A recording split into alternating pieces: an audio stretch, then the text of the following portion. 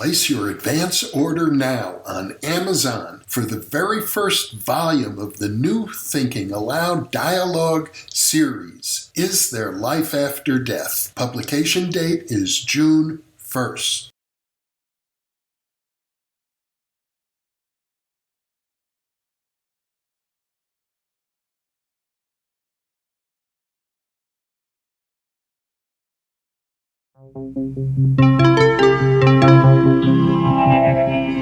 Thinking Aloud.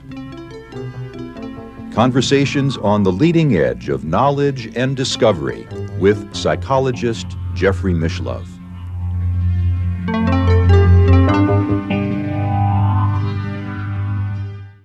Hello and welcome. I'm Jeffrey Mishlove. Today we'll be exploring the topic of Rudolf Steiner and the Mystery of Golgotha. My guest is my good friend, James Tunney, something of a Renaissance man, a painter, a poet, an attorney, and a scholar, as well as a novelist. He is author of many books, including The Mystical Accord, Sutras to Suit Our Times, Lines for Spiritual Evolution, The Mystery of the Trapped Light, Mystical Thoughts in the Dark Age of Scientism, Empire of Scientism, the dispiriting conspiracy and inevitable tyranny of Scientocracy, Tech Bondage, Slavery of the Human Spirit, Human Entrance to Transhumanism, Machine Merger and the End of Humanity. Most recently, Plantation of the Automatons. He is also the author of two dystopian novels, Blue Lies September and Ireland, I Don't Recognize Who She Is. James lives in Gothenburg, Sweden, and now I'll switch over to the internet video. Welcome again, James. What a pleasure to have these ongoing conversations with you. Great, Jeff. Great to see you. Looking forward to the opportunity for another conversation building on our previous ones. Well, this is maybe a little bit more or a lot more esoteric than our previous discussions. I know it was just today we've released our interview on William Butler Yeats and magic. It's getting a very strong audience response, but I think it's probably fair to say that Rudolf Steiner represents a deeper dive into the esoteric even than William Butler Yeats. I think that's right, Jeff. And in particular, in relation to Yeats, they're very similar in many ways in their trajectories. But there's a distinguishing factor insofar as Steiner was very successful in a whole range of domains, as was Yeats, I suppose, with the theatre and the things we've mentioned. And also he had a lasting influence in an institutional way, which may distinguish him. But he does parallel Yeats, but he does go deeper on some specific issues, particularly in the context that we're talking about today. He certainly focuses more on that. I would imagine that Yeats was probably a better poet and a better playwright than Steiner, but Steiner wrote these mystery plays, but then he built the theater in which they're performed, designed the stained glass windows, not only the windows, but the very procedure for carving into colored glass windows was a unique innovation of his, as well as areas as diverse as biodynamic farming, holistic medicine, Waldorf education. To me, Steiner is really an unparalleled genius for his age. I agree. But just in a little defense there of Yeats, as we're talking about, remembering we won't go over it again, about the theatre, but also his family were involved in arts and crafts and in printing and publishing as well. And there was connection for education. And don't forget that Yeats was the one who encouraged A.E. Russell to set up the cooperative movement. So there is a parallel, but there is no question that Rudolf Steiner has a totally holistic view which surpasses Yeats. And in particular, his view of the body and his incorporation of the body into his philosophy, I think, is a distinguishing factor in many senses. I'm personally fascinated by the career and the work of Rudolf Steiner. I know he's delivered over 200 lectures, which have now all been published as books. So it's a vast corpus, much more than I've ever been able to digest, frankly. But the intriguing thing is he started out his career as an academic philosopher, moved into theosophy, which is, I think, where he really gained prominence. And theosophy, of all mystical approaches, is I don't know if I'd go so far as to call it anti-Christian, but other people have done so. And it's certainly not Christian. Whereas Rudolf Steiner regards the mystery of Golgotha as central to his esoteric work after he left the Theosophical Society. Well, it's very interesting, and it's claimed that he has thousands of lectures and thousands of the records of thousands of lectures. It's believed, but in relation to theosophy, we have to distinguish between theosophy with a capital T and theosophy with a lowercase. And in the lowercase, of course, it refers in ancient time or older times to theology. And then we see it being used by Christians, like Swedenborg, for example, to describe wisdom associated with God. And then it got a specific meaning associated with Blavatsky and the people around her. But they didn't all have the same view about Christianity. But Blavatsky was certainly not interested in Christianity. And René Guénon's claims that it's an anti-Christian movement. Now, not the entirety of it, but her particular focus. By the time he comes to join the Theosophical movement, and they really come to him, he's been lecturing on a number of things. He's born in 1861. He's in what's now Croatia, but it's part of the Austrian Empire, the Austro-Hungarian Empire. And his father's a station master, so he's out in the country. And the big metropolis is Vienna. And so Vienna is where he starts on before he goes to Germany. And as you said, he's an academic. He becomes an academic, interested in the work of Goethe, gets a special position in relation to editing Goethe's work, and later goes to Germany, to Weimar, to work with the archive there. So he gets involved in publishing, in writing articles. Later he does his PhD, which was granted to him by the University of Rostock, which I taught there for a short course once, but he didn't really attend there. And he is an academic with a difference, that he started off with psychic gifts as a child, and this informed his approach. So through the 1890s, he's publishing on Goethe. He's interested in Nietzsche and meets him, and writes about Nietzsche. Although you've discussed this before, he didn't really regard him as a philosopher in many senses. He often wrote well about people, but didn't necessarily respect them on a deep philosophical level. He writes well about Haeckel, for example, who writes about evolution and is famous in that context, but he doesn't really respect them on a deep philosophical level.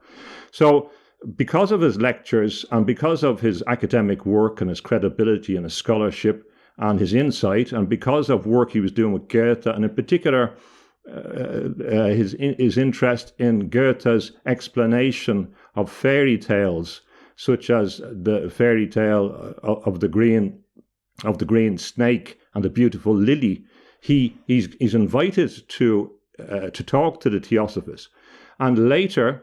He, from 1902 to 1904, he gets involved as a part of the Theosophical movement, but he seeks to maintain a degree of independence from the Theosophical movement. So he is the leading light in the esoteric domain, as Yeats wanted to be for a while in Britain. And from that base, he builds his own base in a quite independent way. He did publishing ventures separately, etc. But early on, and they knew this, they knew that from the late 1890s, he had had an experience, a kind of noetic experience in relation to Christ, where he came to understand that the mystery of Golgotha was of central importance in human evolution, the most significant event in human evolution. And he never really changed that. And that's not something that other theosophists would have necessarily appreciated. So in this, he's remarkable, although he's often dismissed as an occultist or a pseudoscientist. I see him often described as. He was in many senses seeking to reinterpret the story of Christ, or that Christ, as he refers to him at times. And so this is in the context, last point, Jeffrey, this is in the context of where he's very worried about scientism, and he fits into this same critique that Yeats is involved in, and he does talk about our old friend Thomas Huxley and the people who promoted Darwinism. So he does locate his critique there, and that leads him, or that encourages him in his pursuit of a science based on Goethe, a science based on intuition, and he writes about the philosophy of freedom based on his study of Goethe and Schiller. But the Christian narrative, the Christian events had been under attack in Germany, and this is a critical point to understand about Steiner. That there's a book by Suzanne Marchand who explains about German Orientalism in the Age of Empire, and it's a very important book, and explains how significant Orientalism was in Germany in the 19th century. And associated with this was a lot of biblical critique, which purported to be scientific, and Steiner was resisting that as well. So this helps explain some of his later views. He was resisting this dismissal of the Western tradition associated with some of the things we talked about in relation to Yeats, Christian Hermeticism and Kabbalah and all those traditions of the West. So he was an Occidentalist in many senses. And in that, it was very important for him, and particularly because of his studies of the mystery religions, to explain what the mystery of Golgotha was. So he's unusual in this sense, in his focus on Christianity. But for Orthodox Christians or for traditional Christians, this may seem strange, but I wouldn't be so quick to dismiss it, because he saw the danger being the danger of the attack on Christianity. So that was an important part of his motivation. I guess it's also fair to assume as kind of a baseline that he takes these figures that many scholars would think of as metaphorical or mythological. He takes them literally. The idea of the Christ, the idea of Lucifer or Ahriman or other spiritual entities. He believes these are living forces, and in fact that they impinge upon the human psyche, that the human psyche itself becomes the battlefield where these forces struggle against each other.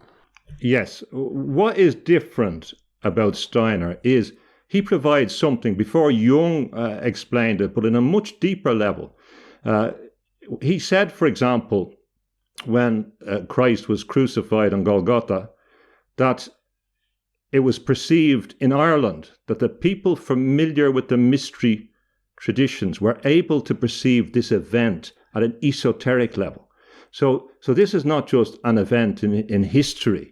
This is an event that imprints on the universe, on the cosmos, and that was the purpose of the incarnation and the purpose of the resurrection. So he could also perceive this.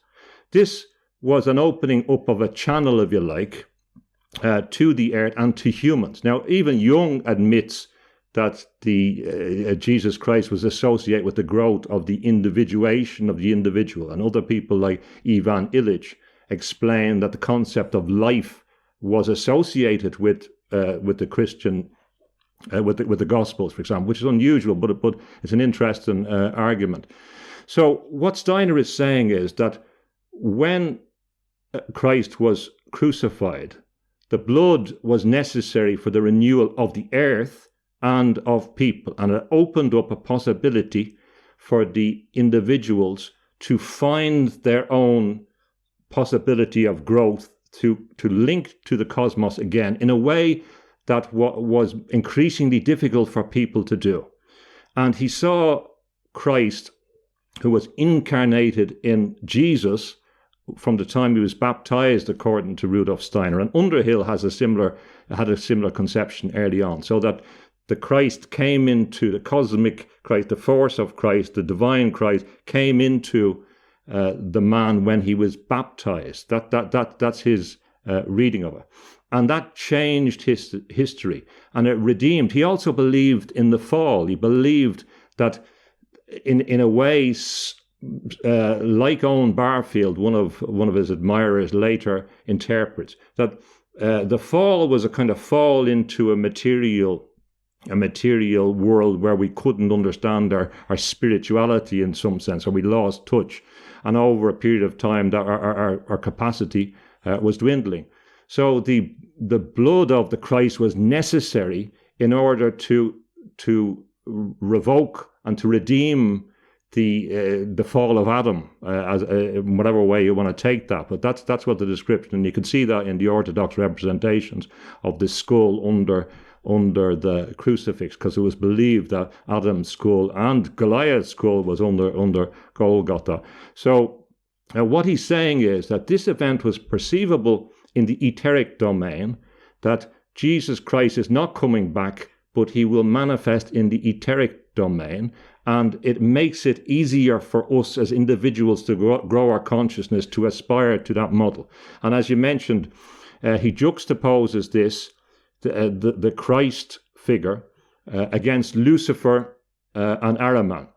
And he does this in a number of essays. There's a very interesting point about when he does it. In 1915, he gave a lecture on Christ, Lucifer, and Ahriman, explaining the interrelationship. And he gave the lecture in Austria, in a place called Linz. And Linz was the biggest town near the birthplace of Adolf Hitler. It's quite incredible. This connection with the times was very, very important. So near where Hitler was born in 1915, Steiner is talking about Christ, Lucifer, and Ahriman. And he explains what these figures are. When he was in the Theosophists, before he moves on to Anthroposophy, he had a magazine called Lucifer Gnosis, which reflected the idea of Blavatsky. She had a magazine in Britain before that called Lucifer. So the concept of Lucifer was slightly different from the traditional concept, but different from Blavatsky's. And his view echoes some of the things of the Christian view, or the traditionalist view, and if you look deeply enough at it. So he has Lucifer representing one element, and Ahriman representing another element of human consciousness. And this is the one that we have to look to the future. For benefit of our viewers who may not be familiar with Ahriman, can you provide a little background there? Okay. Well, although he wasn't an Orientalist, he used Ahriman, the Persian origin in particular, to describe a particular aspect of a force which is anti-human. So when he's talking about Christ, Lucifer, and Ahriman, he's talking about supersensible forces. So these are not just archetypes, they're not egregores, they may be that as well, but they're existing forces that exist in the universe. And these forces contend within our human nature. They're fighting for us. What you want to do, according to Steiner, is ally yourself with a narrow path towards Christ, towards developing yourself as an individual, and towards respecting the other in symbiosis with the earth and with the God-given nature. And there's two forces. The Lucifer force had already incarnated 3,000 years before Christ in the Orient. And that was a force associated with enlightenment, with concentration on an airy, fiery sense of what the human is. whereas the Ahrimanic force is a force of materialization, or crystallization in terms that I've talked about before. And this was a force which was focused on the material world and was dragging the human towards a pure materialist concentration. And in his famous sculpture in Dornoch, and I think you've seen this, is that correct? You've seen that sculpture, Jeffrey, yeah? Yeah. I've been there, yes. Yes, I had forgotten how significant Steiner was for you, so I think we have to talk about that. But yeah, Steiner worked with the help of a sculptress called Edith Marion on this sculpture that's at Dornoch, and it expresses his view on this. So we have a Christ figure in the middle with his left hand raised in a particular expression with his fingers hooked in. And we have Lucifer falling from the sky. So Lucifer is the air figure, and which is similar to the Lucifer of which we would encounter in Christian thinking. And under the ground is Ahriman, because he's an earthy force. He's associated with the air and water and material things. And Christ is maintaining the balance between these forces. And there are other forces, a kind of eagle force, which is interesting. Bearing in mind the Nazis coming later on, which is in the picture, and a bat-like force. But these are the three figures. So Ahriman is the personification of the materialist ethos, which he identifies with science, and he identifies with the scientific mindset. And he believes that certain people can be kind of overtaken with his Ahrimanic viewpoint, which displaces their own personality by focusing on the desire, a hyper desire for materialism, and that this will incarnate in the future and will seek to end the human race. This being is going to be incarnated. We're going through a preparatory stage, and Ahriman is implemented in the world. So Ahriman does represent elements of a satanic force, if you like, and it is consistent with John C. Lilly's idea of the solid state entity and some other ideas associated with a kind of crystallized and materialized and demonic force. Now, since you brought up John Lilly and his idea of the solid state entity, let's just expand on that a little bit for benefit of our viewers. Well, when you talk about demonic forces and satanic forces and all this, a lot of people kind of may turn off because they say, "Oh, well, that's old hat. We don't believe in them anymore." But if you look at a scientist like John C. Lilly, who you have talked with and discussed these issues, and he worked with dolphins and interspecies communication, and was a pioneer in techniques of mind control and expansion of consciousness, and worked with the highest authorities.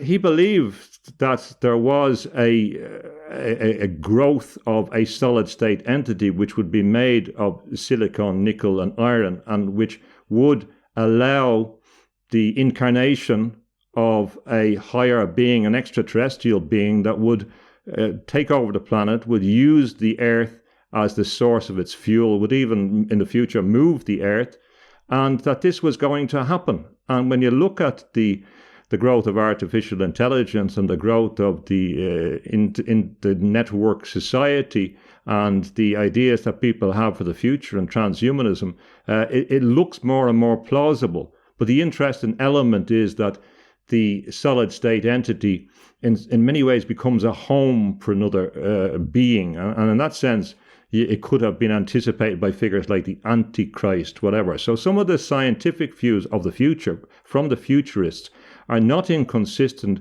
with what mystics have been saying for hundreds of years. And Steiner was very, very clear about this force, and he was very, very specific, and he was very clear about its origin in a particular mindset of science. Now, remember, last point, and John C. Lilly, I think, wrote a book called The Scientist, and the word scientist was articulated by William Whewell in 1833 in Cambridge in a response to Samuel Taylor Coleridge and his his discussion of what natural philosophy was. So what we had in 1833, based on the adherence of a small group, which is written about in the Philosophical Breakfast Club, which included Babbage, they defined the idea of the scientist, and they moved away from natural philosophy and therefore separated off from the type of natural philosophy that Goethe would have celebrated, and became informed by the Baconian approach and a kind of later on an imperialist view. They had a very, very narrow definition of science. And Steiner sees in this trend, he sees the Ahrimanic force, and John C. Lilly and others articulated in a different way. And he articulated it from his own experience with high technology and with his explorations of consciousness, which you know a lot about. And he developed all those, the flotation tanks as well, which were important. So he had a lot of personal mystical experiences with these beings, as you've talked about. Lilly believed that this solid state entity is some sort of an alien who is influencing humanity telepathically to build more and more computers so that the solid state entity can then occupy them and take over and dominate the whole planet. That's right. And I wonder, when I'm looking at Steiner's description of Lucifer and Ahriman, if you look at it in conjunction with someone like John C. Lilly, if what is happening is that the Ahrimanic force of materialization, the creation of a communications network, which is deeper and deeper and deeper and more intensive, is actually the context of incubation of a Luciferian force where the two of them can join together. And the point that Steiner is saying is that the Christ figure, which we have to emulate, is the figure that holds these two forces in balance. And if you look at Coomaraswamy and others, they've talked about the idea in a lot of myths about the clashing rocks, or two forces which come together, which the human has to go between. Well, if we don't keep the forces separate, well, perhaps the Luciferic and Ahrimanic force can unite in this way, as indicated by John C. Lilly. Now, John C. Lilly also explained that there was a counterforce, and this counterforce informed the positive development of humans. And in particular, it would operate through synchronicity. So he believed that synchronicities could be caused by the positive force. And in that sense, it kind of echoes what Philip K. Dick's perception about a positive force, which could be the Valis, or could be some other positive force in the universe.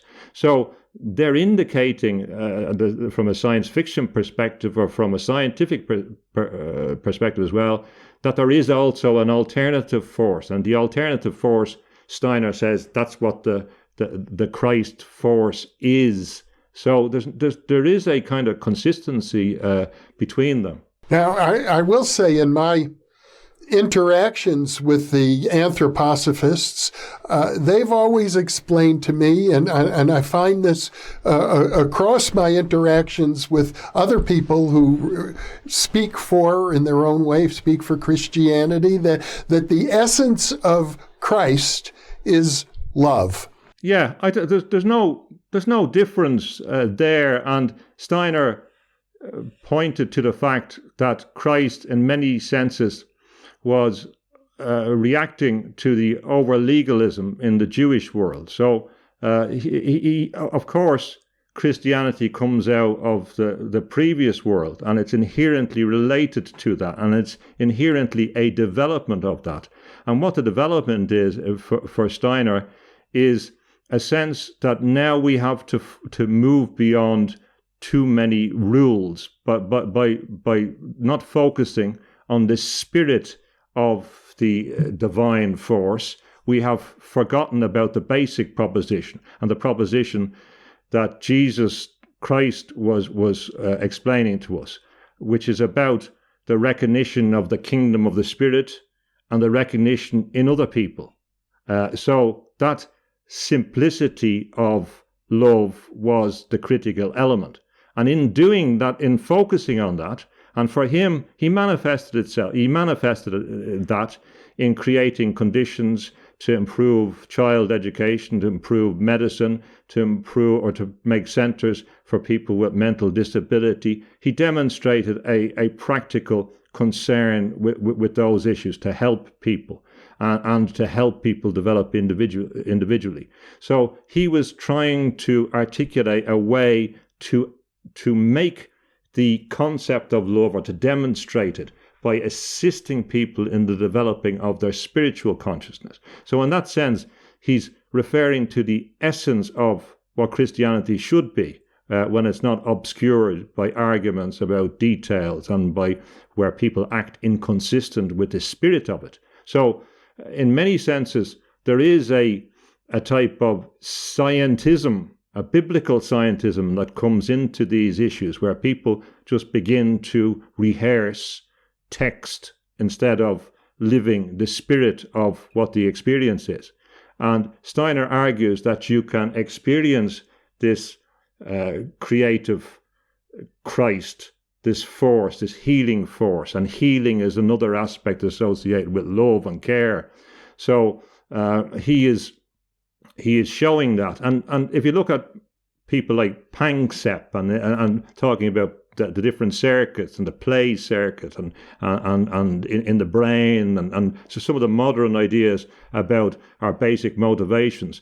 Well, Steiner is trying to articulate what this general love means when we translate it into specific context in relation to other people. So he tries to work out, what does this mean? And he does so by seeking to use the imagination and intuition in it and insight. So in that context, he's in the vein of Burma, and he's in the vein of William Blake and Jesus, the imagination, and in that context, and he's applying it. And he comes to some amazing interpretations. For example, his 9 lectures on beekeeping comes to interesting insights, and he makes the analogy between the hive that the bees come to and the head and the blood circulating in the head. It's quite interesting. So he can perceive things in a different way, and he believes that these are the gifts that have been awoken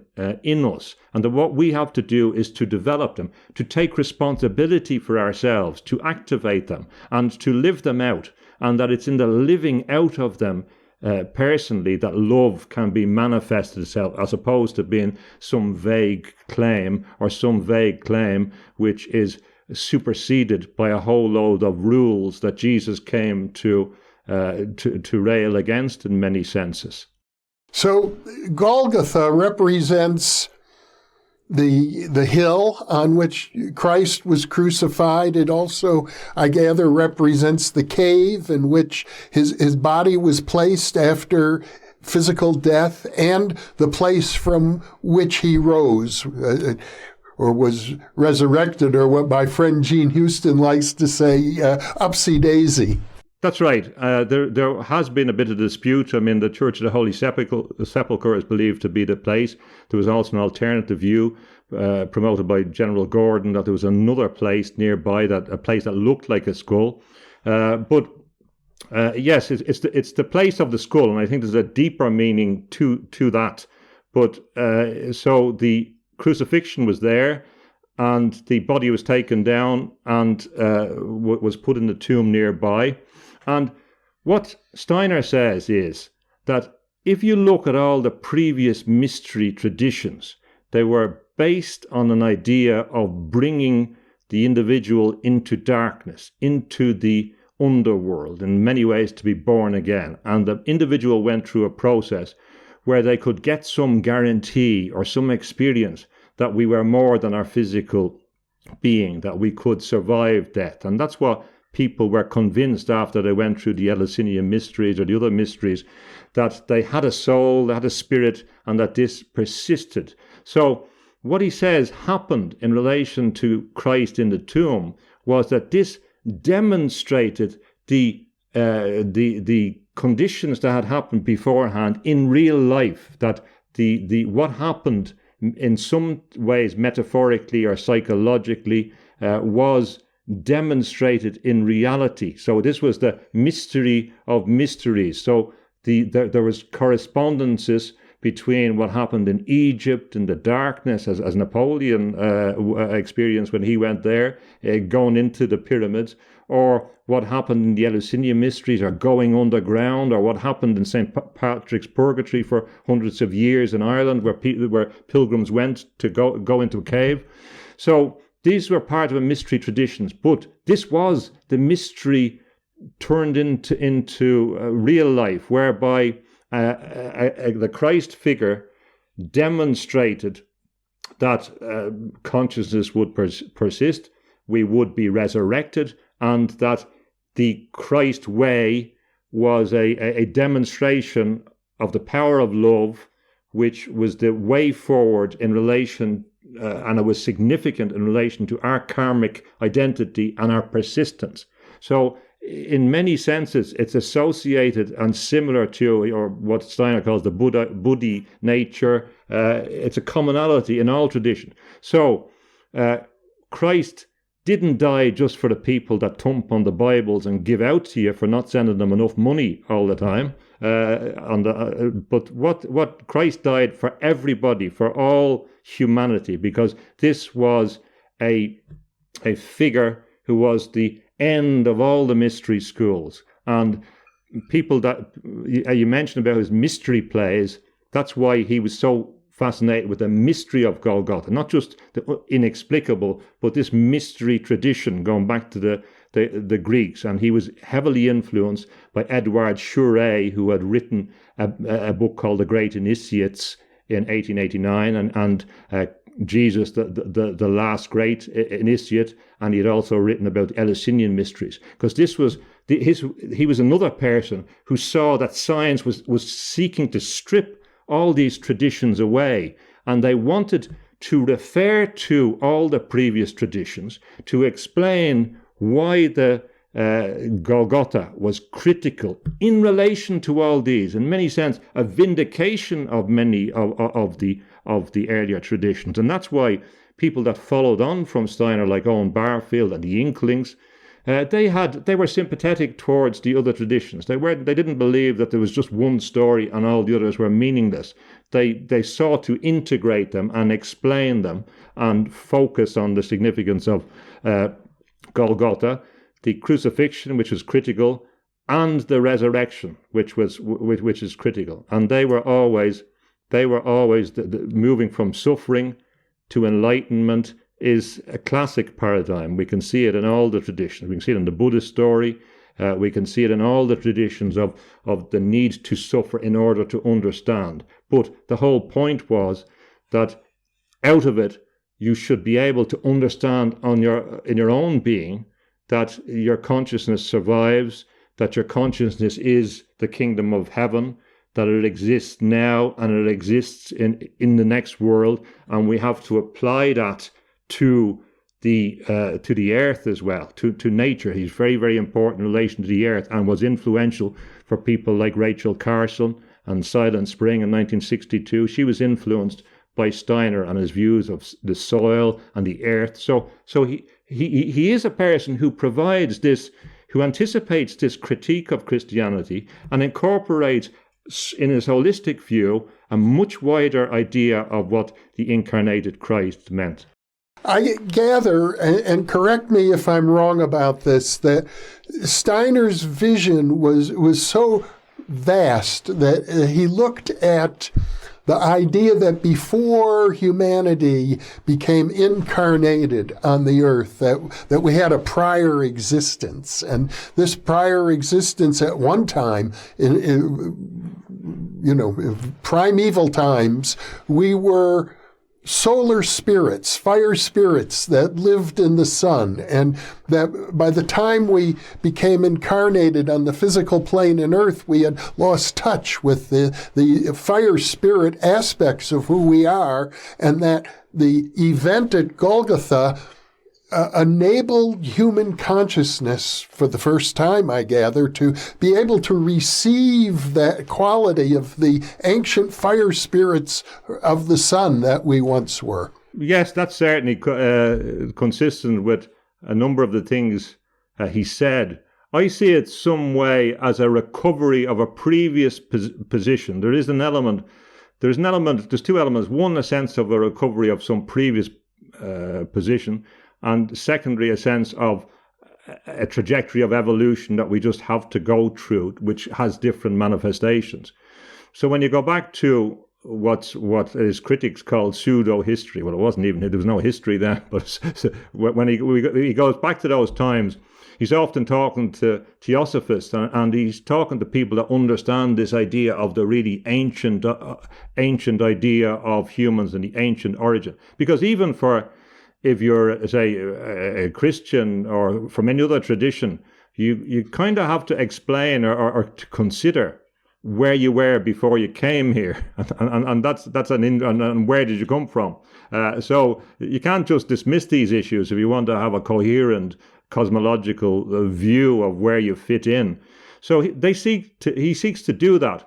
Now, in relation to the solar force, the Christ is a cosmic force, and why wouldn't Christ be a cosmic force in that sense? So he's not a simple idea of a kind of vague Christ consciousness, which can be I can't believe it's Jesus Christ kind of view, which means nothing. But it's a much deeper sense.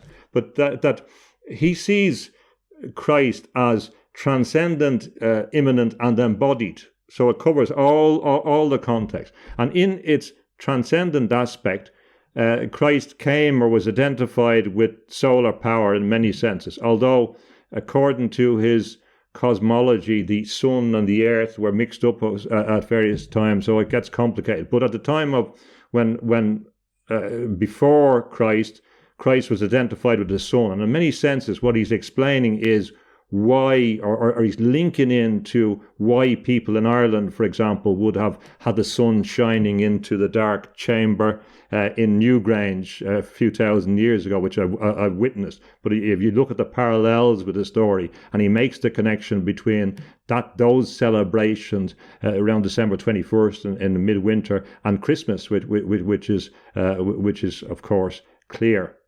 The light shining through and the identification of the creative divine force with the sun.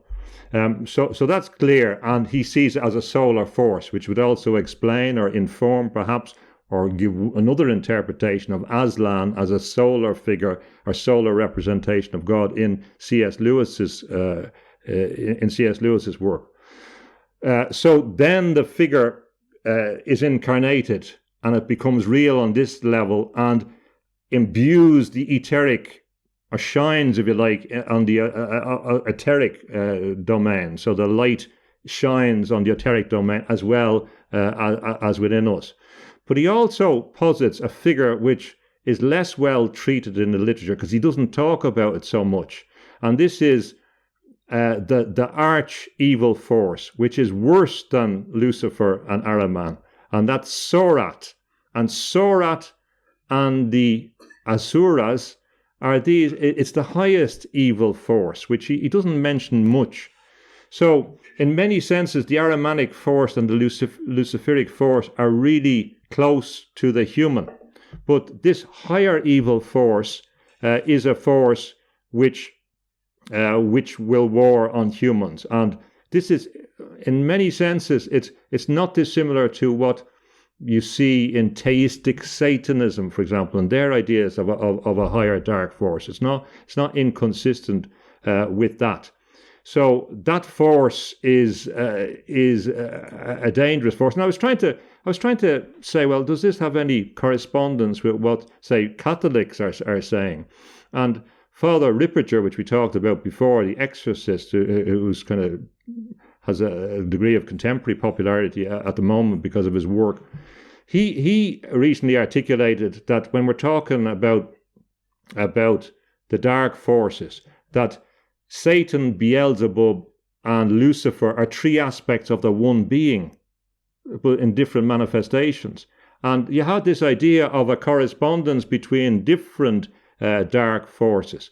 And Malachi Martin, who was also an exorcist, explained that Satan and Lucifer are two different forces in the spiritual domain. But they begin to get into a similar context when you explain that there's Sorat and Lucifer and Ahriman that can work together or through us. But the solar aspect is a description, obviously, of the light force and of incorporating the sense in previous religions of fire being significant in relation to the Persian background as well. But Sorat was a sun demon. So he said that some of these, like the sun, has aspects, or when the Christ force comes away, presumably that force can operate in that etheric domain. So he has a total view in relation to that. But yes, it was a solar force he identified with that. Now again, that's not paganism, or it's not people say, oh, that's a pagan view. It's a description that's informed by the previous traditions, and I don't see why it wouldn't actually talk to contemporary pagans who love the earth and who want to worship the divine world. It's a kind of integrative force that doesn't dismiss the views or different worldviews. It seeks to expand and incorporate views to try and be consistent with his perceived sense of the natural world and natural law. Well, I do gather that Steiner believed the forces represented by Lucifer and Ahriman were actually essential for the development of the human soul. The problem exists if there is no love, no Christ force at all, then these forces become dangerous. I recall when I read, as I began to get into Steiner's work, the first book I read, and it's one I recommend, Knowledge of the Higher Worlds and Its Attainment. And the one phrase from that book that has really stayed with me is, take 2 steps towards ethical behavior before you take 1 step toward power. That's absolutely true in relation to his overall viewpoint. Now, he sees Lucifer and Ahriman as being in some ways part of the world, and in some ways they were an inherent part of our development.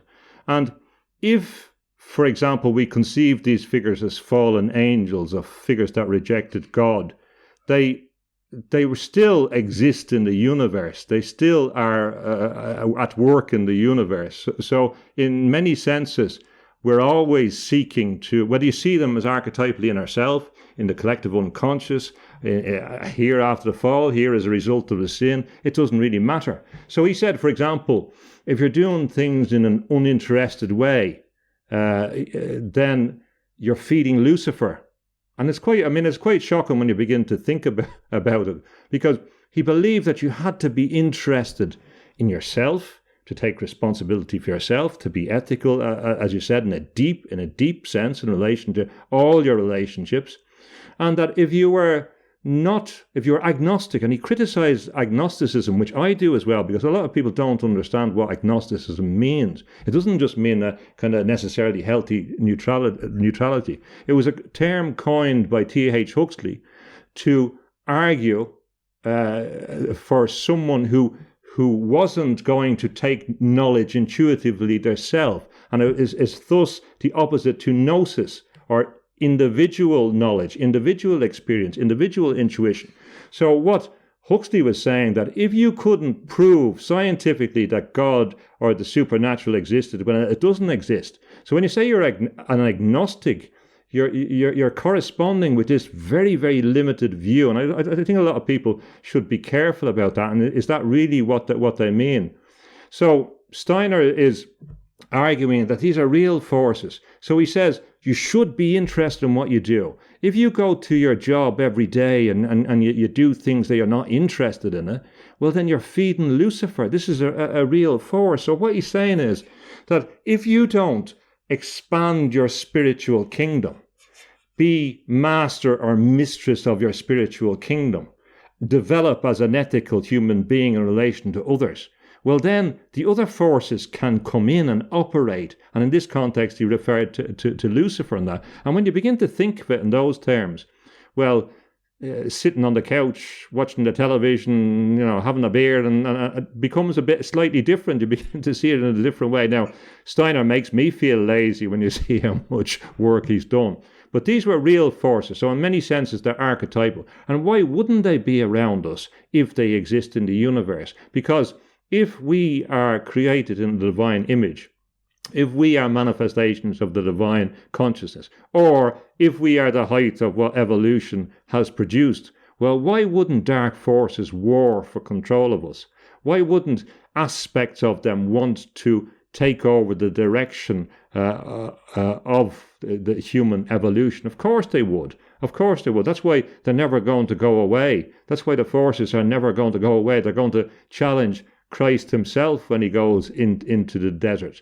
So these forces are there and are, I suppose you might say, it's like a type of resilience in many senses. These are the buffeting forces from which we grow. We know that if a tree is kept out of the wind, it becomes weak. It needs the forces in order to grow. Perhaps it's part of the design of the universe, like the Tao and the different elements, the different interacting forces. Or you often talk about the kind of necessity or to recognize the complementary forces as in some way in the fabric of the universe that we still have to deal with. But the way to evolve is to develop the Christ aspect that is powerful and that can keep these forces under control. So that's a critical element. So they're not going to go away, and the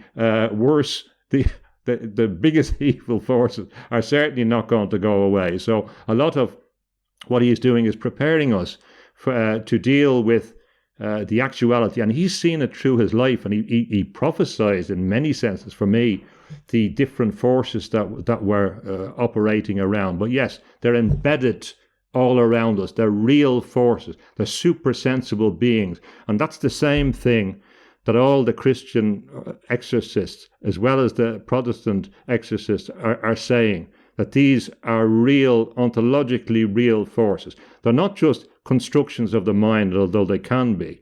They're not just figures that we create. They're not just egregores. They're actual forces in the universe for whatever reason. And that same principle applies in relation to, I suppose, extraterrestrials. There must be good and there must be bad. They can't all be benign forces out there. It's just the nature of the existence in the universe and here. There's always going to be. And why all the mystics and traditions say, know thyself. When you know thyself, you don't create space for other beings to occupy. You don't allow yourself to be possessed by these forces. As I understand it, Steiner considered himself personally engaged in a battle with these dark forces, and I wonder if it contributed to his health, and although I suppose for his era he lived a full life, by today's standards you might say he died young. If we look at the reports from when he was dying in Dornoch, and you've been there, it kind of reminds me of the name Dornoch of Scrooge and the face of Marley appearing on the door knocker, and that being, funnily enough, a prelude to a kind of near-death experience, a mystical experience, which relates back to, funnily enough, to Golgotha, showing the artistic kind of use of these spiritual themes, because art was critical for Steiner. And yes, he believed, or he said, as far as I remember, that there wasn't a logical explanation for his diseases, that you wouldn't find an explanation. So the implication, I believe, was that he was being attacked by forces, that there is that implication, or that in the nature of someone who is a warrior in the spiritual domain, as often happens, that they encounter and are affected by their battles, and that wouldn't be a surprise.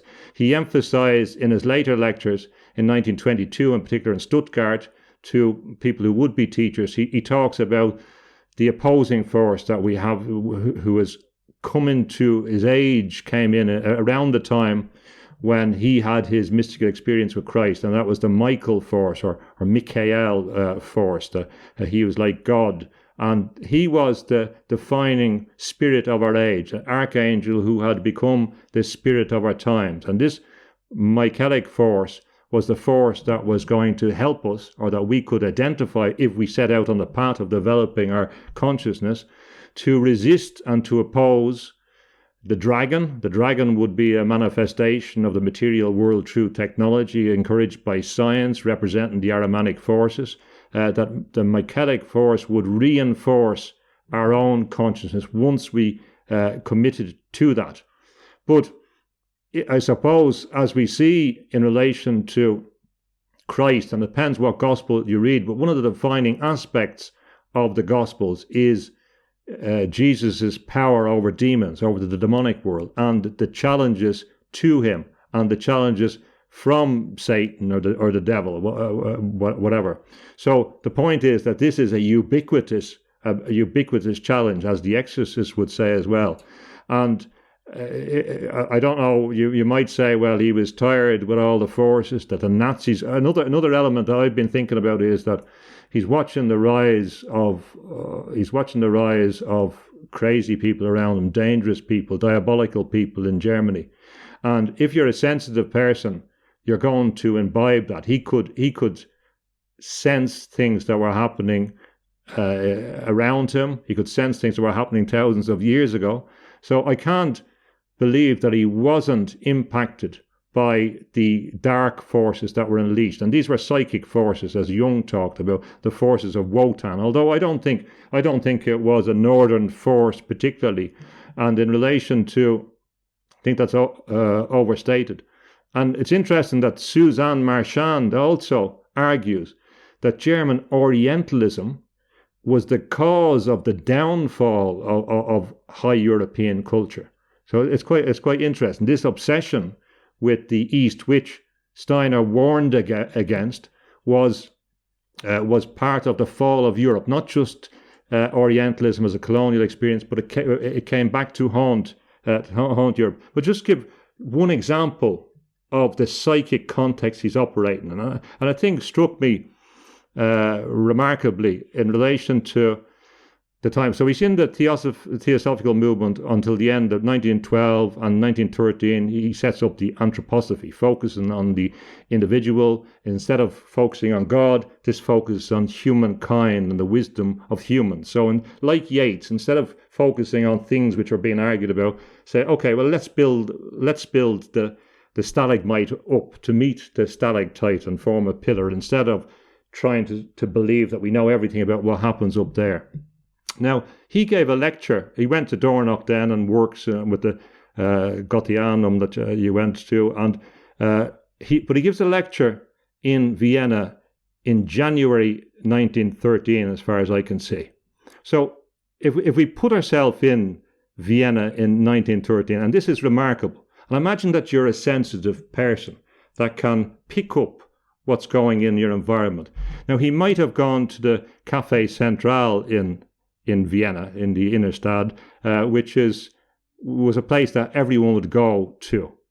And it is remarkable when you look at the history books, and this is a fact, that in January of 1913, people that might have frequented that cafe, and certainly had frequented it at various times around there, included Tito, that became Yugoslavian president, Adolf Hitler, Joseph Stalin, and Leon Trotsky.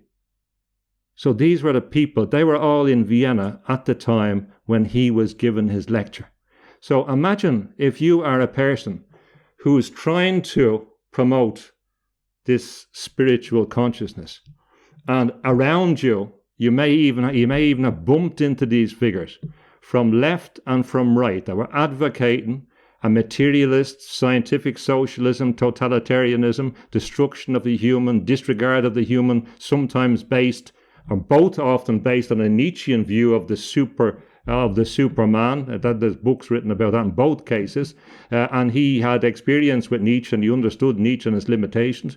But Steiner is in that milieu, and he is the one that's advocating for spirituality, individual spirituality, not this general Hegelian Geist, a general spirit sense that informs the people, not a Volksgeist or the Geist of the working class or the Geist of the empire.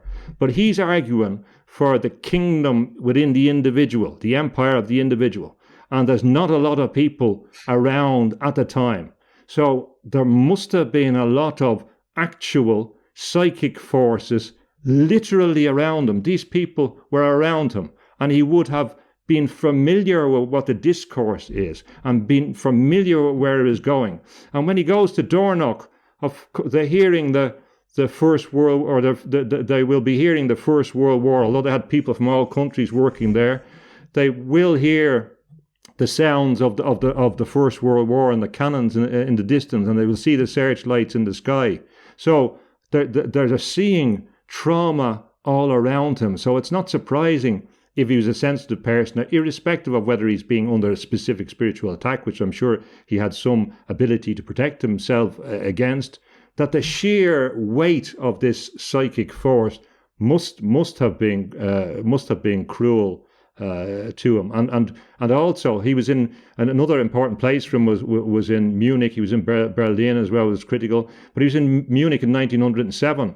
And he was influential in relation to the growth of the artistic movement, influenced people like Kandinsky. And of course, Hilma of Klint had met him when he was an anthroposophist and come to Dornoch as well, which is important to mention. So here's a person who's very, very sensitive to all the forces around him, intuitive, and he's literally facing some of the forces who would make Lucifer, or would implement the worst of what you could conceive of in the demonic realm in real life, who would seek the death of millions of people and much more if they could let him. So I can't believe that didn't affect him, and being in that milieu and seeing the rise of the Nazis and probably being able to sense what was coming. It must have been a big burden on him to see what was coming. My understanding is when he built this fantastic temple of anthroposophy called the Goetheanum, there were two of them. The original one built out of wood, I believe, I've heard at least people suggest, and I assume there's some factual basis for it. It was burned down by the Nazis in 1925, who considered him an enemy of Nazism. Yeah, it was burned a couple of years before he died. That's right, and they rebuilt it with that poured concrete, which was innovative in its own time, because he designed a number of buildings. I think about 17 buildings as well. So there's some nonsense criticism about it, really, and it's terrible that people can make such ill-judged comments about him, because of course it's not easy to read all his literature, so it's vast. I've been reluctant sometimes to talk about Steiner because you have to read more and more in order to give the man credit for and to interpret what he's actually saying. And people say he was a Nazi, ridiculous things. He was, there's no point in repeating them, but I mean, it really is terrible in the context of what he sought to do. Now, I wanted to ask you a question because I think it's very, very important. It didn't strike me until I was thinking about Steiner recently, and I've become very conscious, and we've talked about influences from you, and I listened to your monologues, and I've listened to thousands, I don't know how many hours of your interviews, and so. For some reason, it didn't register, although you've talked about with Gary Lockman about Steiner, and I see it in individuals. It didn't strike me until recently how significant Steiner was in your individual evolution. And in many ways, that fact of that reality of that testament of that, is an important corroboration in relation to my own views recently when I'm beginning to understand some of the significance of Steiner. So I'd appreciate if you could, and I think that the viewers would enjoy if you just reminded how significant he is for you, Jeff. Okay, I have talked quite a lot about two dreams that influenced the course of my life, in particular in 1972 when my great-uncle Harry visited me in a dream at the moment of his death. That was very profound. But even before that, in 1968, when I was still an undergraduate student, largely a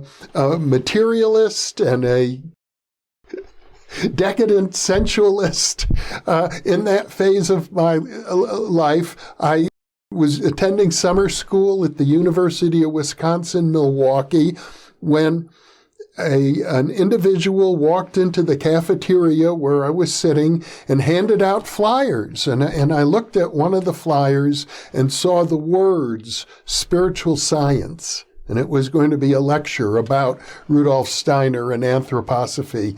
And the moment I saw those two words juxtaposed, spiritual science, using the interesting fonts that the anthroposophists use. They've designed many of their own fonts to use, and they're always a little bit asymmetrical, which is an important part of their architecture. But I felt a chill, not just a chill, an electrical, almost as if my whole body was plugged into a 60-volt, 60-cycle current, 120 volts. It's what we have here. But it was electric. It electrified me. And I went to the lectures, and that was a major turning point in my life. So when I returned for my senior year in college, still skeptical, I made a decision to write a senior honors thesis on the psychology of religious mysticism, which was a major decision for a senior undergraduate. And so anthroposophy had even, the merest brush with anthroposophy. And even after years of talking about it, I feel like we're just scratching the surface. It had a profound influence. I wouldn't be the person I am today speaking to you now about these things if I hadn't seen that flyer in 1968. So I regard anthroposophy as, although I never joined the movement, I'm simply not a joiner, but it's had a profound and ongoing influence. And I would say part of that influence was the idea that there are energies, they often refer to them as etheric energies. I think that's an idea popularized, I'm pretty sure, by Madame Blavatsky and Annie Besant and C.W. Ledbetter, who worked with her. So it came out of theosophy into American culture, the idea of etheric energies. And actually, many 19th century esoteric people, occultists, talked about etheric energies because at that time that was the cutting edge of science prior to Einstein. But it referred to a certain quality inherent in the human soul that anthroposophists learned to develop in their agriculture and their medicine and the movements, eurythmic movements that they've developed. It was all about learning how to work in a positive way with etheric energy. And I feel like I've benefited enormously from just this tiny brush of interest that I've had in Rudolf Steiner. Yeah, that dawned on me, that the significance of that kind of personal link and a kind of qualify or help me understand, because I'm familiar with the growth of your interest in these issues, but in particular that registers with me when you say that. And what it does as well is manifest this idea that these kind of forces are forces. They are forces that operate, as you've explained. They have reality in whatever strange way that they operate. And this is a thing that goes through a lot of this mystical experience, or the intuitive experiences, as Steiner has talked about. And it demonstrates the reality. And the again, similar to the idea of the agnostics, there's a lot of debate about what you're expected to believe in. But the question is not necessarily what you believe in many cases. It's what you unbelieve in, is the things that you don't know that you believe in. So by being an agnostic in the context of Huxley, you may not understand that you're erecting barriers to intuition, etc., that are not going to operate because you're using the power of your mind to exclude them unbeknownst to yourself in another sense. So in many senses, I think what Steiner is pointing to is a willingness to take responsibility and to open up. Now, I'm not saying to open up to dark forces or anything like that, to open up to yourself as a flower, and to an efflorescence in relation to the spiritual world. And that was in the context of his exploration as well of the green snake and the beautiful lily, that idea of which you've talked about in relation to self-initiation. What Steiner is saying is, for example, when he's talking about children and there's different phases associated with when their teeth fall out in 7 and 14, etc. The implication is, and this is behind my work in the mystical accord as well, is that the growth mystically, the internal growth of the spirit, is an organic process if you don't interfere with it. There's certain phases, and that what people are telling us is about the likely phases and the way to interpret them. So in many senses, we have to get out of our own way in order to evolve, but that it is a real force. Now, when the words that caught your attention about spiritual science, initially for me, they're words that I would now kind of be a bit wary of, because I criticize scientists for scientism, and I also criticize mystics and spiritual people who purport to be scientific when they're not being as well, because that can be scientism, as biblical, the Bible can have biblical scientism. But in your case, you're demonstrating the power of that juxtaposition. And what he was trying to do by putting those two things together legitimately was seeking to recover what had been lost when Whewell and Coleridge had that little split that led to a very unique idea of science that was totally divorced from natural philosophy. And that's what Goethe and others were seeking to indicate. And again, we go back to Swedenborg and an example of a scientist who went on to a mystical journey. So in many senses, spiritual science, as he articulates, is for me an effort to heal this rift that has started off, and that bifurcation between an unduly concentrated Ahrimanic sense of applied science, which is divorced from other forces and other contexts and decontextualized, so it can be damaging, and an attempt to recover science and to bring it back as it has to be recovered.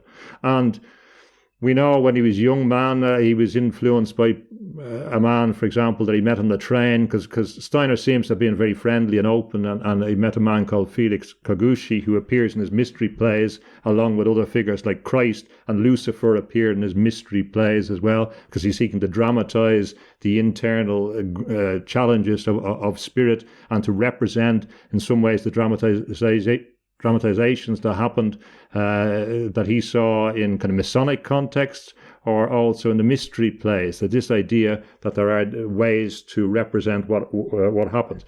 But in that context, he was aware, like Yeats was, that there was a tradition of knowledge, traditional knowledge in Europe about herbs and medicines and things that science was seeking to override. And when he's asked to be involved in agriculture, it's because the farmers were understanding some of the problems that now authorities are coming around to solve about the chemicals and insecticides and what's wrong with them. And he understood that from a spiritual perspective. And the implication of all that for me is that Steiner's view of Christianity, if you take it from the perspective of one of your heroes, William James, and you say, well, if we're talking about truth, well, truth has an element of what works in practice. How does this proposition play out in practice? And on those terms, well, then Steiner's view of Christ and Jesus Christ is a much more true one in many senses, that he anticipates a lot of the problems. He talks about black magic taking over society. He talks about the black magic of journalism, for example, 100 years ago. He was aware of some of the forces that people claim are modern forces. He was aware of particular dangers, and he was aware of the need to align. So I think your personal experience sticks in my head. I won't forget you getting that leaflet, and it also testifies to the reality of these forces, that they're not merely forces that exist in a book, in a cognitive thing. They're things about the essence of your existence on the deepest level, dealing with the deeper magic that Lewis talked about, that's deeper than any other sorcery, that's more powerful, based on creativity and compassion or love in the context that he explains it, and applied. He was very important on that idea of applying this to the real world, and he was very important. He was very interested in the idea of art and true art, as you've talked about before with Charles Upton and in another context, that art had to seek to enhance these forces and be related to it and not be divorced from it. But ultimately, it's a real force that operates on people, as I think that example very ably demonstrates. And it'll make me listen with a bit of a keener ear when you're talking about Steiner again, or when I'm listening to some of your old conversations. Well, there's one aspect of Steiner's work that I think directly relates to your own emphasis on the destructive aspects of scientocracy and scientism. Steiner founded the Waldorf school system, which I understand is still today the second largest private school system in the world. And one of the things that I gathered from Waldorf school teachers with regard to the rise of computers and the fact that a young child, a 2-year-old child, can learn to use a computer and they love them. However, in anthroposophy and in the Waldorf school systems, they have, as I understand it, I may be wrong about this, but my understanding is that they don't recommend giving computers to children until the second set of teeth have come in, I guess at around the age of 7 or 8. They feel that is very destructive to give a computer to a child prior to that time, because it leads to imbalanced growth as they get older. Well, there's a kind of myth in some ways that recently you see it in the literature that childhood was a kind of Victorian construction, that it didn't exist before in some way, and this kind of nonsense. But Steiner was one of the ones who really emphasized the significance of childhood education and the connection with the natural world. And this is a thing, for example, that we would have taken for granted in Ireland for the people in the countryside, or even in the cities. They were never far away from the countryside. So the natural world used to be very close to people. It's even changed radically in my lifetime, and people are being distanced from nature. And there's loads of psychological studies about the benefit of being in nature, being close to nature.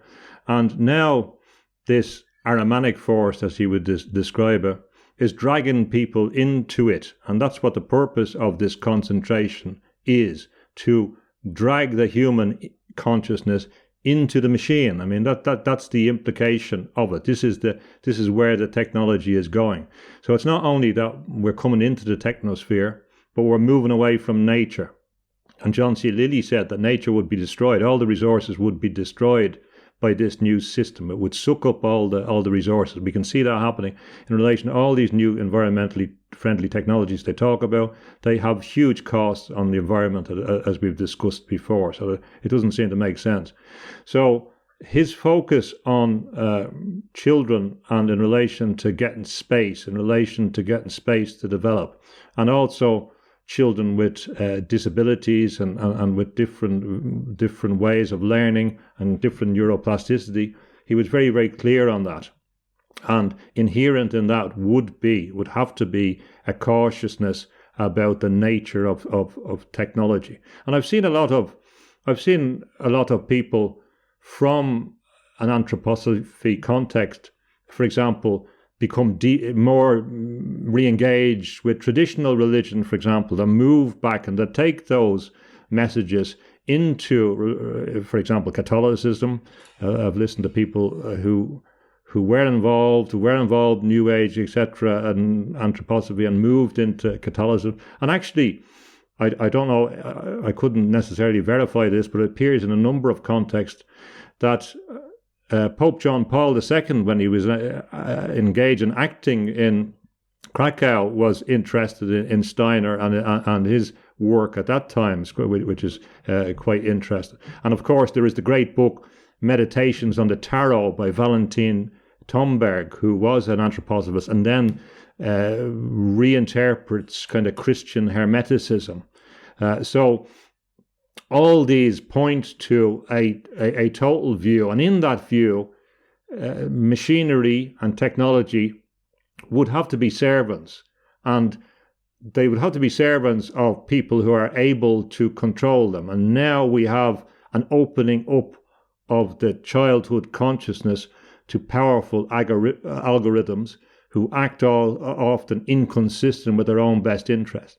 And as you've talked about eurythmia and eurythmics, and the idea of rhythm is fundamental.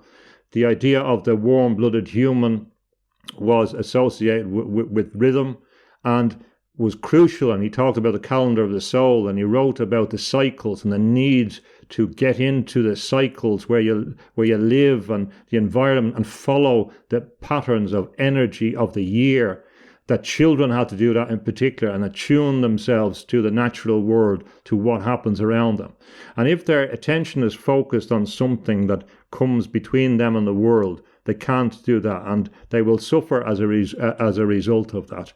And I see there's a kind of similarity I see as a critique from personally, some this idea that there's some force out of yourself there that will give you all the answers. It comes up some context in relation to people that can be fundamentally drawn or have a fundamental approach to religion, that here is this unit that gives me all the answers. It's a similar thing in relation to the mobile phone, or here is all the things out there. And the whole basis of the epistemology of Steiner, going back to his early work, informed by Goethe, informing his PhD at the University of Rostock, informing his book, his first major work in relation to freedom, is that it's all within us. We have all the capacities, and we have to feed that capacity and move out of that. So what we can't do is reduce our capacities through technological things. So absolutely, I think that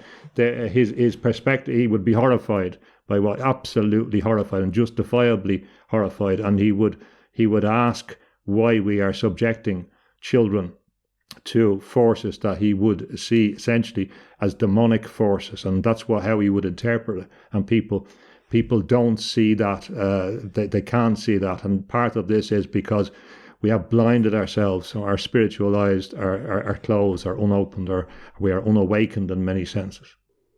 Well, I have known people who have gone through the Waldorf school system their whole lives, and I find that they have a sensibility about themselves, an awareness of their own energy and how to use it, how to work with it in a positive, healing way. It's really quite remarkable. If I had children, and I never had children of my own, I would have sent them to the Waldorf school. Yeah, I can see the attraction of that. I don't have experience of it, but I do have experience of people who have taught in those things, and I'm impressed with them. And that's a good testament when you can, and of course there'll be loads of people who had bad experiences, as everywhere. You'll be getting emails, but that's always the case. But the philosophy, it's as Christ can't be held responsible for some of the things supposedly done in his name, the similar in relation to Steiner. We can't attribute to Steiner some of the things that are done in his name. But yes, I think that the idea of developing the individual so that they feel integrated in the environment and they have a sense of pattern in their life, it must give them a sense of meaning. And meaning is the thing that's challenged most in relation as a starting point for people in relation to an image of themselves.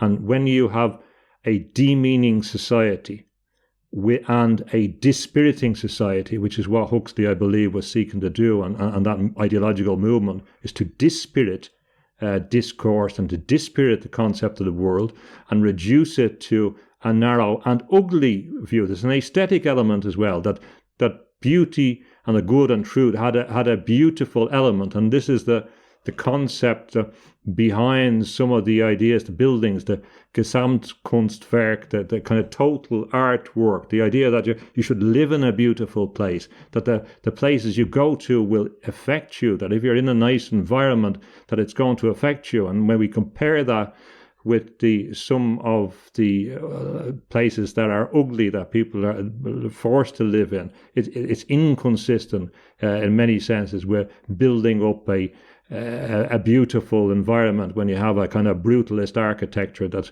unremoved, or that's removed from the needs of people and are machine-like, and the idea of the machine buildings, etc. So I don't have any doubt that that's true in relation to people that get a holistic education.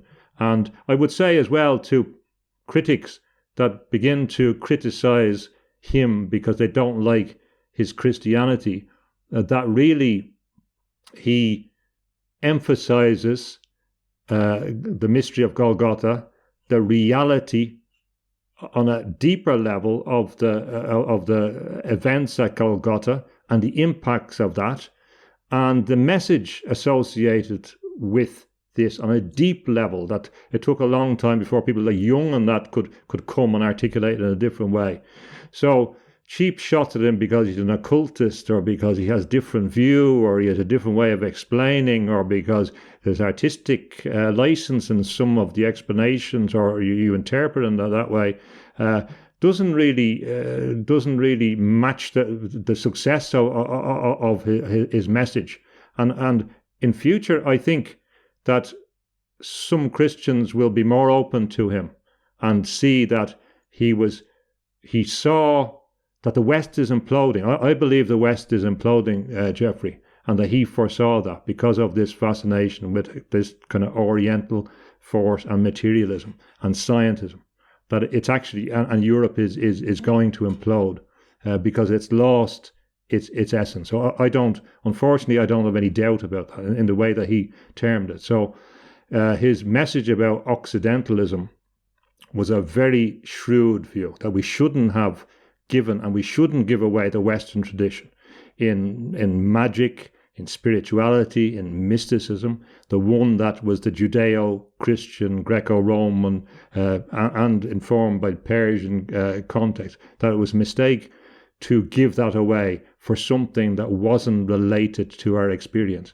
And that tradition and experience, going from Jehovah, which he believed there was a change associated with Golgotha, that the idea of a divine force was extended to everybody as well, because of that. It was a movement beyond the tribe of the Israelites as a gift to the world in some context.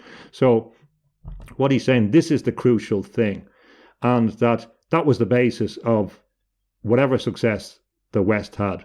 And it's when you throw it out, it won't continue. It's kind of remarkable prescience, and he kind of anticipated and could see the forces around him, whether in the Soviet Union or in Western Europe. And he was very critical as well, which I have been in the plantation of the automatons.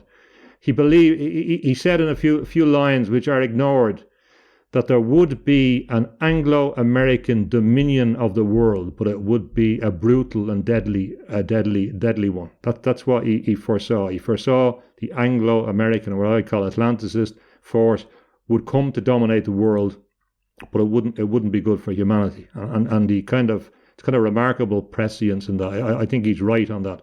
So that the Western force is transmuted into some kind of global force, despiritualized, based on these kind of Ahrimanic Luciferian force, and possibly informed by the one that we forgot about, or I forgot about, Sorat, that was in the background that we don't want to meet.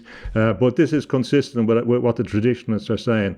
So, although the traditionalists can legitimately dismiss the theosophists, and Guénon is right about Blavatsky, we have to be a bit more careful in our assessment of Steiner, that there was much more depth in what he was saying, much more specificity in relation. And he also deals with the apocalypse, and that's linked to Sorat as well, and 666, etc. He talks about John's apocalypse and that. So he's a very important and relevant figure, and not just for the people that participate in the system, but for everyone, I think.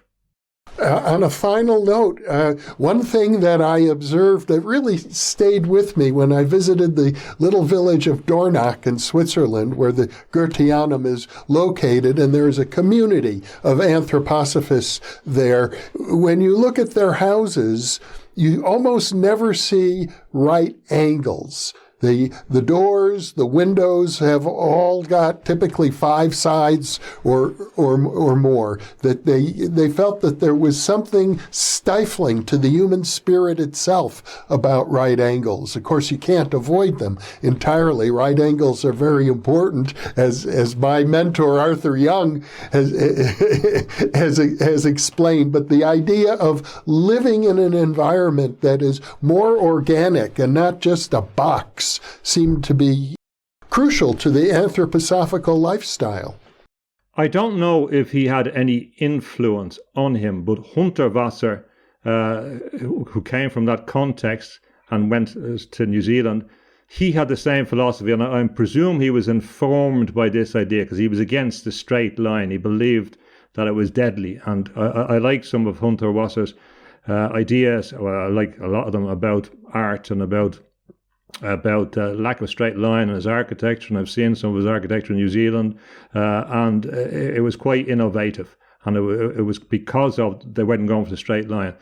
And I think he may have mentioned this in the context of beekeeping, that animals like bee or insects don't like right angles, so that they didn't like it in their homes.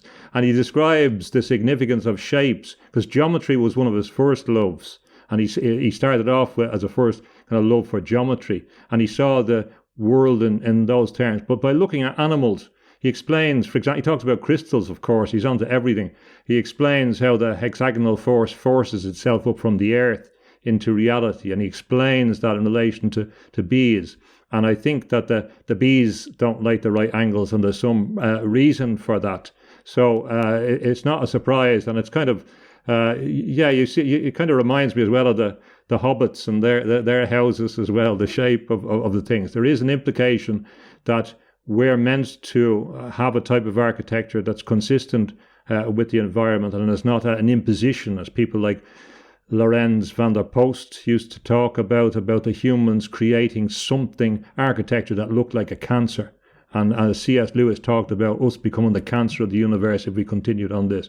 The idea that it's kind of just a repetition of something that's not good.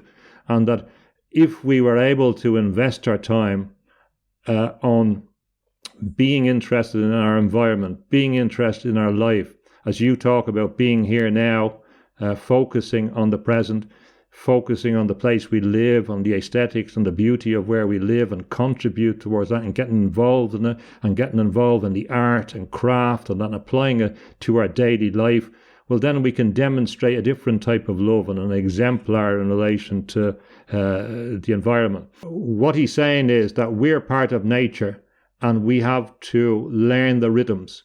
But the opposite point is that if the intention is for us, and now I'm saying this, to be dragged into the technosphere, what will happen, in accordance with the principles articulated by Thomas H. Huxley, is that we adapt the world to us. And this is what C.S. Lewis warned about. So we will create a world that is adapted to us, and then we will be dependent on that world that we create. So we won't be living in a natural world. We'll be living in a machine world once we move away. And in many senses, like in the representative of humanity, that sculpture that he did, and it's a symbolic Christ. He was saying a spiritual Christ, and Christ has his feet on the ground, and he's kind of recommending as well in his work that we keep our feet on the ground and that we keep close to nature and earth with a proper sense of keeping the ethereal in its proper place and the earthy in its proper place, that we're in between that. That's the position of humans, and that's under threat, and that's why we have to invoke the forces within us. That's the most important, to realize that, to realize our own journey, our own initiation, our own expansion, our own suffering and our own resurrection internally and in the life to come, but also in our own life, to move beyond the pain of particular circumstance, to accept that suffering is in the universe, to accept that there may be a karmic element in the things that we do in our own life, or whether from past lives, in whatever way that works, that these things can work themselves out. We have to recognize and work with the rhythms that are out there, not try and control the environment, our emotions, our feelings, our thoughts. And that was another big thing, that our thoughts come from the universe, that they're not just, there are ideas in the universe, they come into us. They're not all manufactured, not all given to us. So it was very funny about some of his insights on things like bees, and that can really open your mind when you're not expecting it. And by observing nature, observing plants, observing the world, he's telling you to go and look at things, to do what Goethe said, to look at the plant, to try and visualize the plant, visualize its structure, to look at minerals, to see how they grow, to tell us what message is the earth telling us about the way it grows, to apply that to our life, to understand that we have crystals in our body. He says, for example, that there are crystals in the body always threatening to crystallize, and that the homeostasis keeps it from doing so, which is kind of like the Christ idea as well, keeping things in balance. The balance, the harmony, the same as on your symbol of yin yang, the symbol of harmony, keeping things in balance, being centered, being focused, accepting the range of forces, but accepting that you have to have control of them. And as you've said, strange little keys like the idea of not having straight lines, or help us to think differently. And I think we really have to think in those simple ways again. James Tunney, once again, a brilliant conversation. I feel incredibly uplifted and stimulated every time I speak to you. So I want to thank you from the bottom of my heart for being with me today. Thanks very, very much, Jeffrey. And I was moved by, again, he's one of these figures that moves you when you engage with him, whatever level you engage with. And I was also moved by your story, because it gives me another understanding, and it's very interesting if we cast our minds back to you and that canteen and the difference. And this is a thing for people to understand, especially for younger people, that your whole life, in many senses, you don't have to know where you're going. You have to be disposed and open. The opportunities will come when you focus on the right things, on the spiritual things, on the things of beauty, on the good things and things of truth, and they will work out for you if you do so.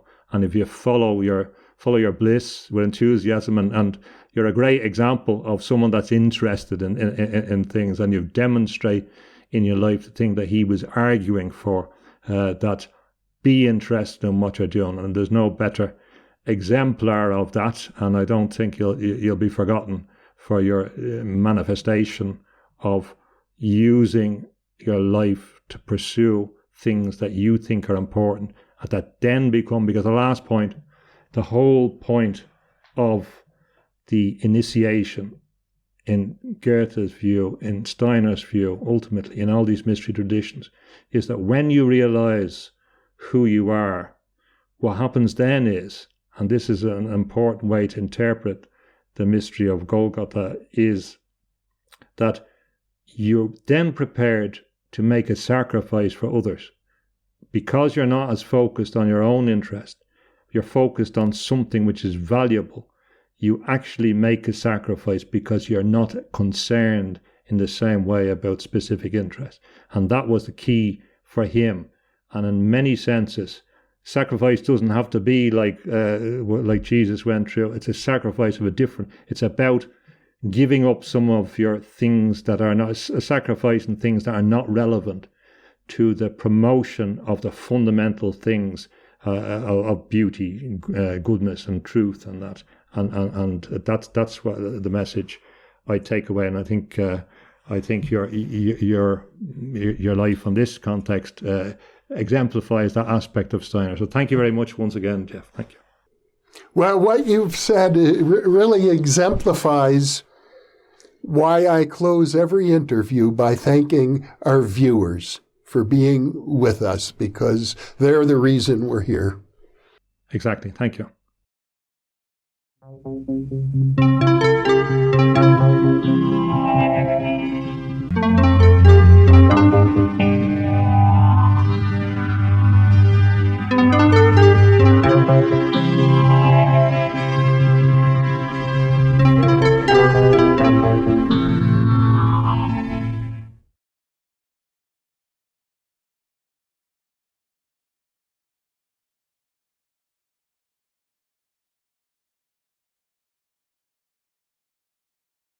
The inaugural issue of the New Thinking Aloud magazine was just released on March 1st.